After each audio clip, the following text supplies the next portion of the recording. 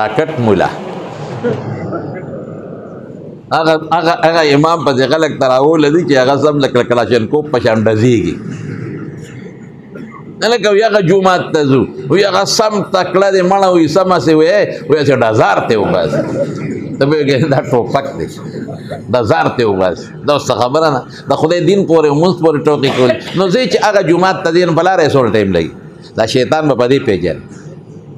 ها امیر صاحب بلاره خدای دا لس منټه لګي او پراتلو دې بیا لس منټه لګي نو ظالم دا خدای را ورکا کنه او اول او ما خو د قاری صاحب تلاوت او وقاص قاری صاحب څومره خپل تلاوت وکړ الحمدلله خشته مزه دا څه خوان کوي څه خوان کوي خدای ته و دا څه کوي ډول کې ډنګ دا څه کوي دا څه تلاوت الحمدلله دا څه تلاوت او چې رکوع سمع الله لمن حمده الله اکبر ورشي دوله خو صبر وکړي چې څوک شا طرف پسې ربنا لك الحمد خو وایي کنه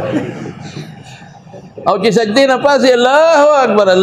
اکبر هم چې دا کوتک مړ دي مازیګر ته ونی بیخ دیونه صبر وکړه قوم وکړه جلسه وکړه خدای پورې ټوکې مه کوه مونځ پورې خندا مه کوه داسې کوې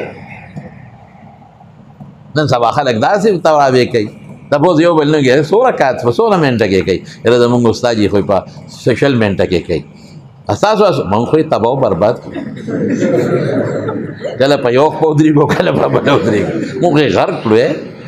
دا زموږ استاد یې ورو ته وایي غني بچا دا الکه استاد یې کراچي ته پکې تلې د په خور ته پکې تلې او چې تراویح چې دغه د ناس یو بل تربیه کا پیشه په لګي غب شپ خدای ک الله ته درې دل خدای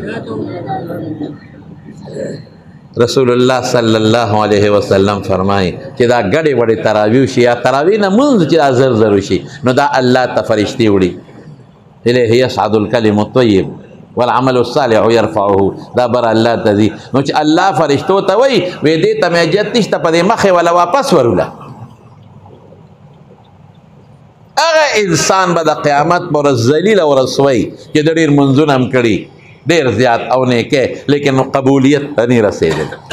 دی په پته مې چې ما ته په عملنامه کې اس بمني ولې بني یا به ریا او پسې کړي ریاکاری به کړي او یا به دغه سره ډر دوست راوي کړي راکټ مولا کلاشینکوف مولا هغه پسې تراوي ډیر زر کوي را خو ډیر ټیټ مولا رپټ مولا دی رپټ لکه دا پیته تماچا رپټ مولا ډېر ټیټ مولا او یو اواز کې استاد جی ټیټ شه دا به بل نه خري استاد جی ټیټ شه چل دی راغی زمارونو دا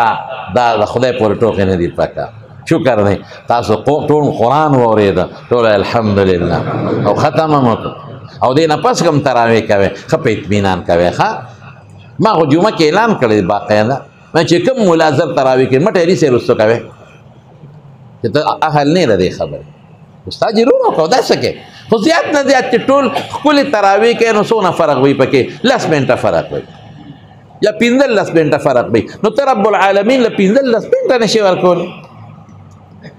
15 منټه خلکو خو غون عمر تبلیغ کې ورکړي پر یوه کې دا څه غلط چې عمر یې ورکړي عمر دا زشته چې یو کال خدای په لار کې ورکړی دی او لګیا دي سیب په اندرون ملک او په بیرون ملک سفرونو پیسې هم لګي نو ته 15 منټه نشي ورکولی خدای له زمونږ طالبانو ګوره اته کاله د کور نه باري لس کاله د کور نه باري نو ته 15 منټه نشي ورکولی رب له الله به خوشحاله شي